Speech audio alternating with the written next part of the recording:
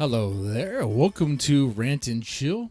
I'm Mr. Deadman, and in this video, well, we're going to be talking about Nemophila's Seize the Fate and answering the question, is this album any good?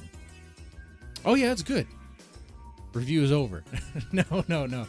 Also, hey, if you're new to this channel, check out other Nemophila content. There's other bands I talk about as well. If you like that stuff, press the like button, share, and subscribe, and, hang out. You're going to see some stuff. I was going to do this as a live stream, but for some reason, it just was kept on cutting out. And for this, I didn't want to drop any frames or lose anything because there's a lot of things I need to say about this album that I just don't want cut out. You know what I'm saying? Makes sense, right? All right, so I think the bigger question I want to start off with is how does Seize the Fate compare to Revive? How does Nemophila's second studio album compare to their debut studio album? Well, it is different.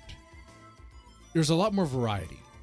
In fact, if you were to describe this as a box of chocolates, if you will, you would actually be right. There is a lot of variety.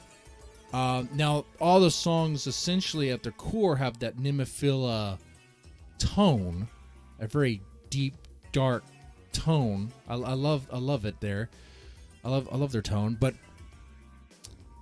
with exception, I mean, there's a very light song. It's kind of like a sort of like a ballad. Kind of would be their Seize the Fate's equivalent to Game Over, and that's understandable. But then there's things that are really gonna surprise people. Let me put it this way: there are some people that are Nemophila fans that do not care for style. They like a lot of what Nemophila has, but they don't care for style. And Style is on this album. That's already one song that they don't like. That's on this album. Okay? So, if they approach this album with that same opinion, are they going to like it as much as Revive? Probably not. Probably not. But what does that mean, though? Is it a bad album? Oh, definitely not. This is a well-made album. The music in it is well produced, well made, well produced. Everyone from Mayu to Tamu to Haraguchi-san to our guitar goddesses of this album, they are amazing. Everyone's doing fantastic work. In fact, it's like overwork. There's so much stuff. I've spent pretty much all day listening to this album, not to just come up with notes, for this video, what was going to be a stream initially, but because there's so much going on. And I mean, there's a lot of stuff going on. Like Seize the Fate, I would say, was engineered for like the attention span of the TikTok generation.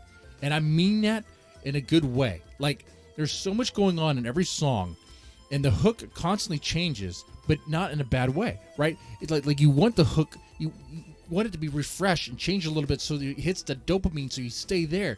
The only problem with that is that when the song is over, you're like, I want more. That's where I found myself. I found myself like a lot of the songs are short. So after like the 3 minutes are up, I didn't even know. I was like, well, what just happened? Like, it was so freaking good, so freaking hard. And I was gripped by the song. I didn't want it to end, but I just kept on going back. And I found a lot of these songs, actually, you could pretty much listen to on repeat for like a good, I think each song is spent on repeat for about at least 20 minutes. I'm not even exaggerating, dude. Not even exaggerating. Coming with the notes for what was going to be a live stream, I'm still venting about that. I spent pretty much essentially to 15 to 20 minutes listening to each track, kind of like getting immersed in it, It's like, okay, like what's going on in this song, what I really like about it. And I found myself still really enjoying those songs. In fact, even more so. I was like, man, this is good. This is really good stuff. So I guess the big question, is it better than Nemophila Revive? That all depends on your taste. If you don't like the variety, then you may not like this as much as Revive. But if you like the Nemophila sound, and that's what you come to the album for, you're not going to be disappointed. There are a lot of tracks on there that are very Nemophila. And some could say, well, a lot of the tracks are singles. Well, the same thing happened with Revive. Don't people remember that before Revive the studio out before the debut studio album came? Nemophila's channel had plenty of singles that were like, the turnout that was going to be on that album. I was like, oh, all right, well, this works. People were still going to like it anyway, and the album did well. The album charted well. So let's take a look at this. We have Seize the Fate has 11 songs. Revive has 11 songs. Really though, the last song on Seize the Fate, you may not really count. It's a song, sure. It's kind of more of a closer. It kind of seems more appropriate for a live closing, I like it, but it is kind of gripping emotionally. I kind of felt myself feeling kind of emotional hearing that song. But I think it'd be much more powerful live, and that's where it's meant to be. So, all right, what I really like about this album, though, it's just about every song. We're gonna go through the songs here. Seize the Fate. Seize the Fate is amazing. It is our album opener. It starts off with these great drums, heavy guitar churns. It's galloping and it's building up for a release, and the release is fantastic. The release is a doubling of guitar, harder drums, fat bass, and Mayu roaring like a lioness, roaring a powerful yeah, and then a guitar solo in the beginning. Like I said, there's a lot of stuff going on. There's layers to these songs. There's so many voices, instruments on top of each other. That it's a great mix. Anyway, great opener, much like Revive from the debut album. This is the opener, fantastic, and when that adrenaline hits us from the opening, that adrenaline doesn't stop, and in fact, the intensity doesn't even let up. The verse, I would characterize it with like galloping guitars, pumped up drums that enhanced with bass slap. A great verse. Whereas you're hooked in from the beginning. That hook does not change. Well, obviously, it changes with the verse, but you're still hooked. It grips you, keeps you going, and then little things change up here and there, but still just enough, and just in a way to keep you from leaving. Oh yeah, you're on for that ride. You're pumped up, and you're ready to see where the ride takes you. Okay. And this song, one thing that stands out for me is the bass solo. There's a little bass solo that lays the groundwork for an amazing solos from Hazuki and Saki that are just fantastic. It's a bold, hard, heavy song that's sharp enough to cut steel, yet there's something really charming and endearing about it. I just can't quite put my finger on it. Now, visually, when I hear the song, I see like a crowd at a pub late at night, maybe a crowd of like leather-clad biker dudes, full of attitude and drunk and with confidence, of course. Maybe they're all buddies, but maybe a fight breaks out, or maybe some test of strength comes here and there. Maybe someone says the wrong thing. So it kind of has that mixed vibe of just having a good time together. At the same time, someone's gonna get roughed up.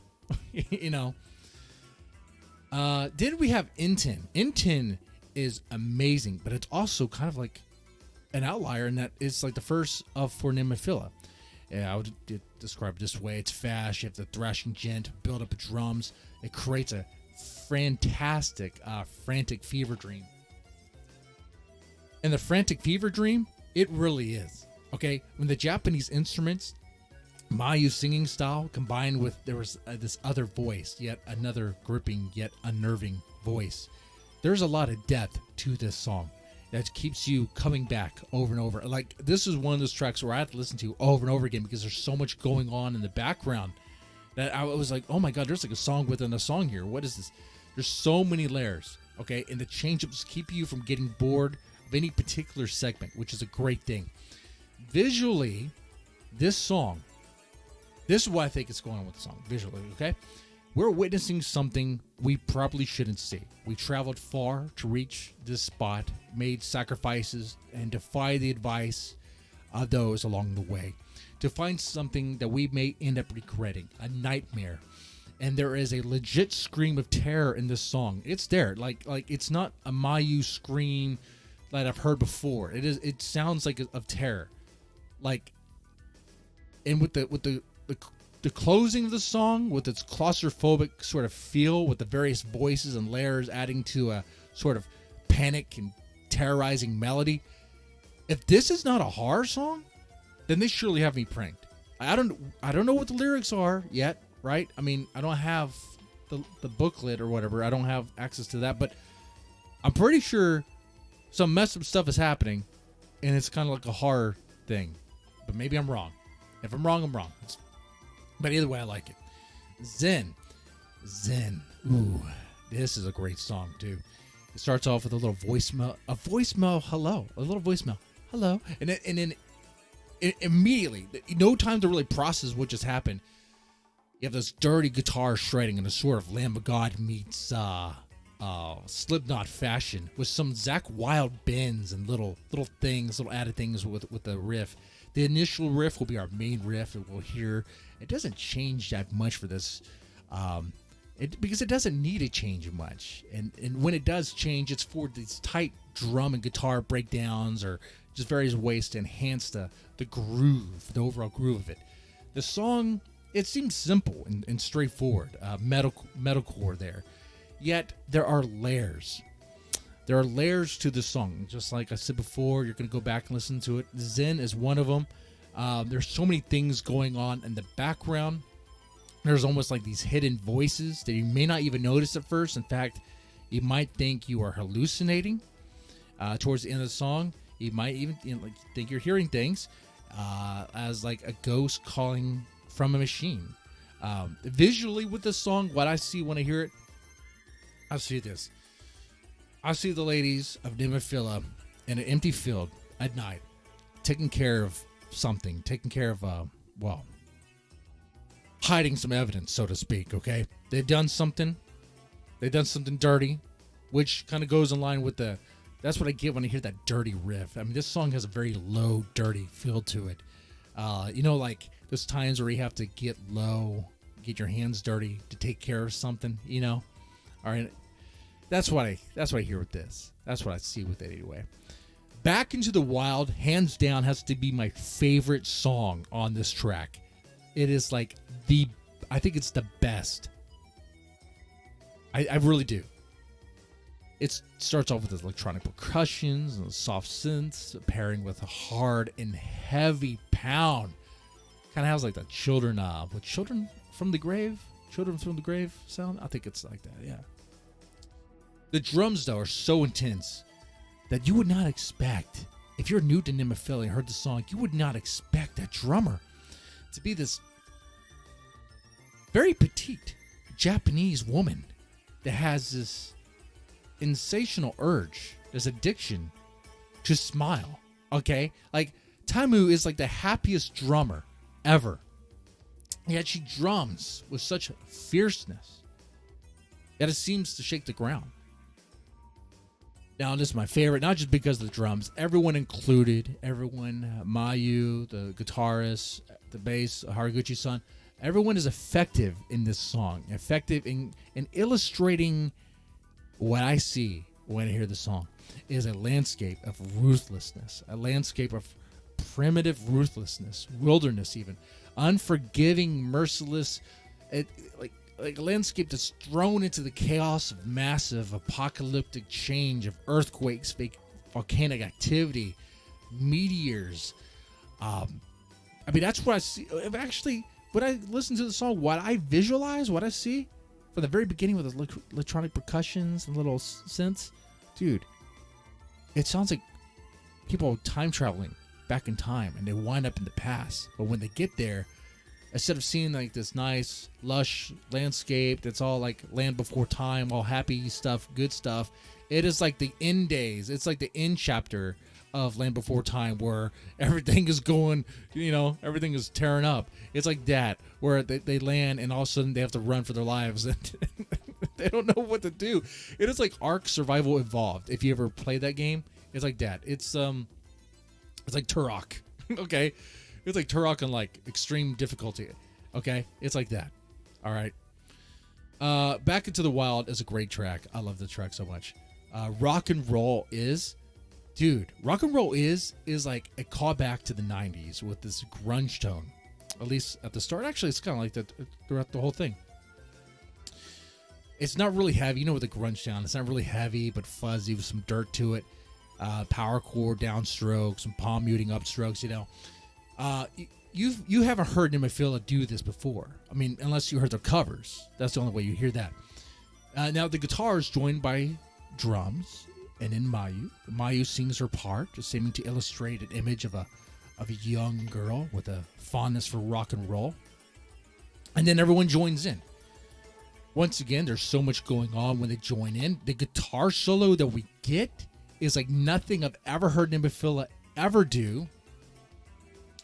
Slide guitar. Whoa, what did happen there? Slide guitar. We get some slide guitar action. Like that sort of kind of Western, Southern rock, Southern metal slide guitar action. That's what I'm talking about. That's what we get. Sorry, I have to change this here. Really good. Really fantastic stuff. Was not expecting that. I don't think anybody was expecting that. In fact, when I listened to this, I was like, did Nemophila just combine like that grunge tone, the grunge sound with Southern Western metal or Southern rock slide guitar? Did they just do that and make it work? They did. They didn't just do that. They also have punk elements to it as well. Visually for this song, what I see is the song to me, Rock and Roll is a song about rebelling against whoever, whatever, but for the love of rock and roll, going out and having a good time. Where the rock never stops. You know, pretty simple. Style is a good song. I like Style. I like Style a lot. There's a lot of people who don't. I don't know if it's a lot, but there's some Nemophila fans who don't like Style. Of course, you heard it before, the treble drum beat in the beginning, then the down heavy guitars.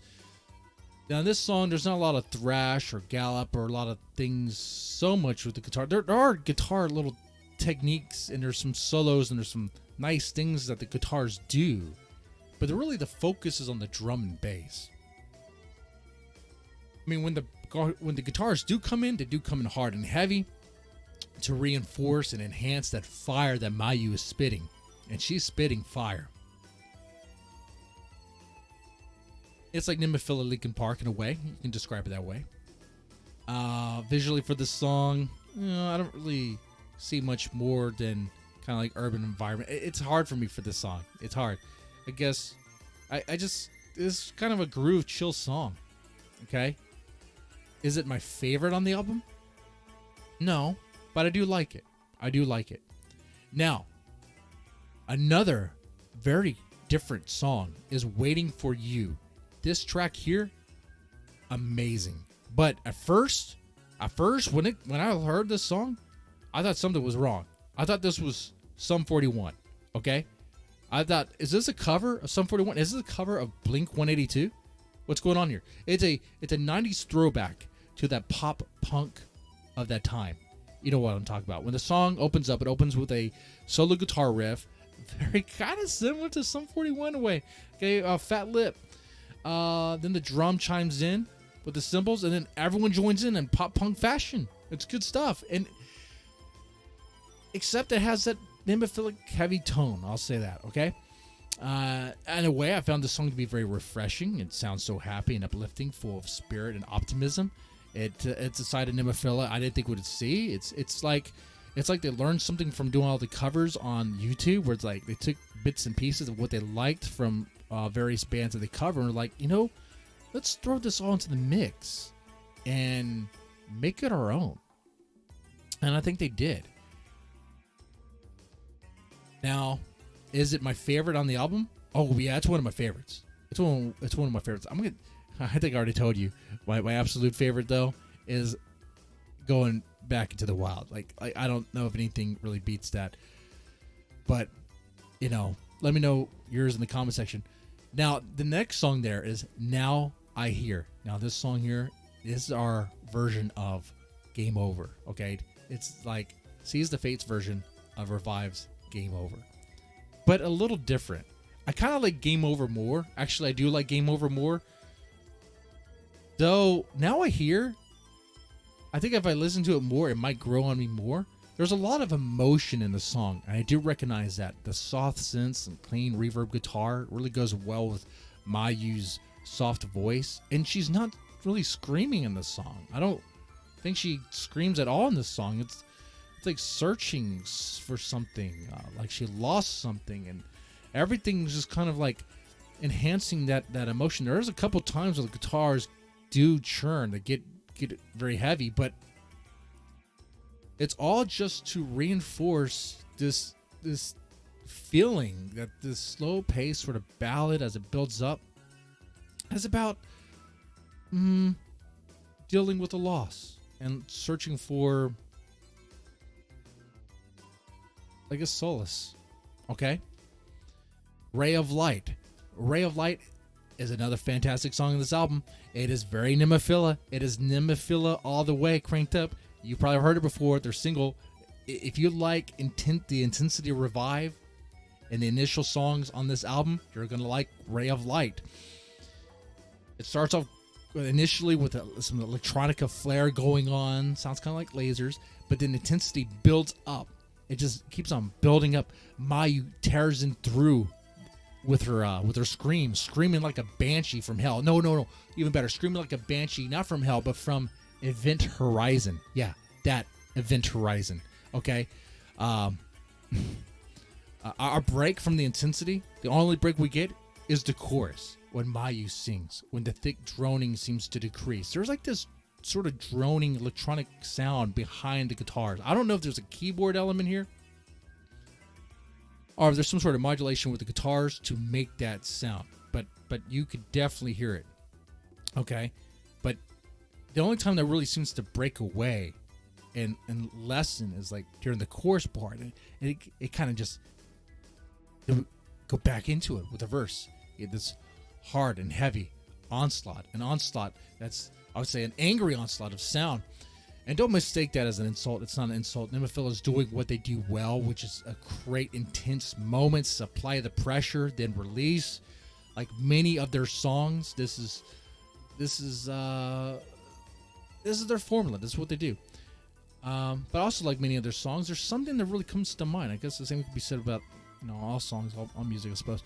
But this one, what comes to mind is kind of like literally the movie Event Horizon. Like when I hear the song Ray of Light, to me, I guess is an idea as much as it is a literal spaceship out in the deep space. Okay, it's a ship that Nemophila used to venture deep into space, and that we're the ones as listeners who go and try to find out what happened to them, which we probably shouldn't do, because it doesn't sound like Mayu's very happy in the song.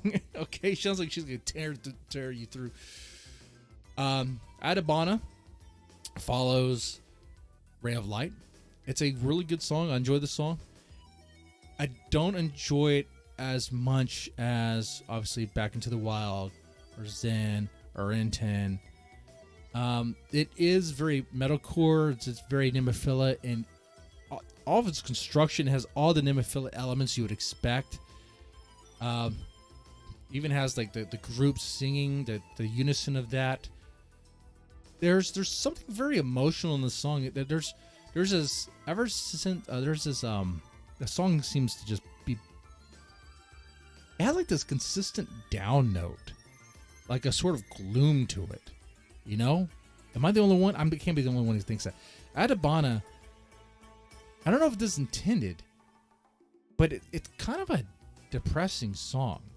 It like just musically, like it just has like this down note that just like even the solo, like the breakdown, the middle part of the solo. It sounds like just dread and impending doom, and it builds up to what would launch into a really fantastic solo, but even then it just kind of stops kind of abruptly. I think that's intended. This song, this is the one I said I might want to look at again and do a deeper dive on what it's really about, because there's something with the song. Anyway, After that, we have Soaring to be continued. Soaring to be continued is our closing track, and it is a really good closing track. It serves its purpose as a great closing track. You wouldn't place it anywhere else on the album. It has this great feeling of coming together. You've made it through a long journey, and you're going to continue on with the journey and continue on and prosper and continue to make good music. Now, I went through every song here. I kind of described it to you, kind of told you what I would see when I listened to it, and what I thought about them a little bit here. You know, Back into the Wild being my favorite. On top of that would probably be, underneath Back to the Wild would probably be In10, then Zen, Seize the Fate,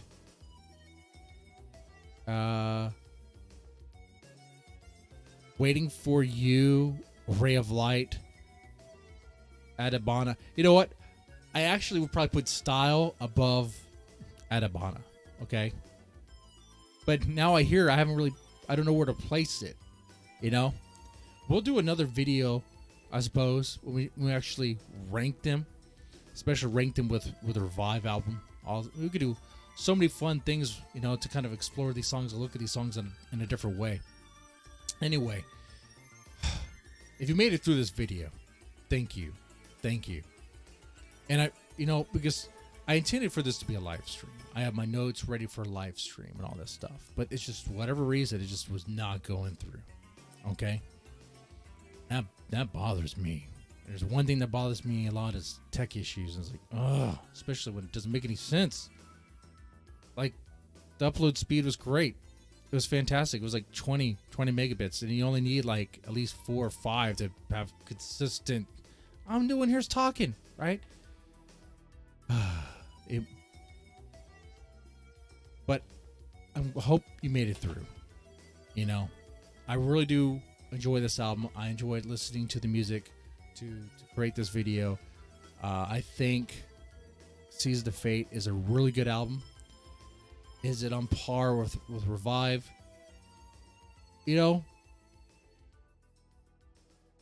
I think in some ways it is. I think in some ways it's better than Revive.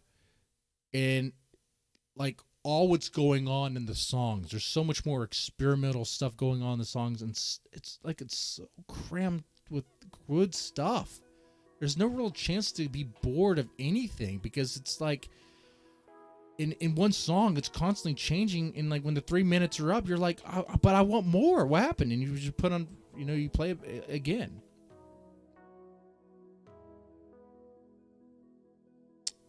Anyway, let me know what you thought about the album and what you thought about what was mentioned here in this video. With that said, you guys take it easy and have a good one.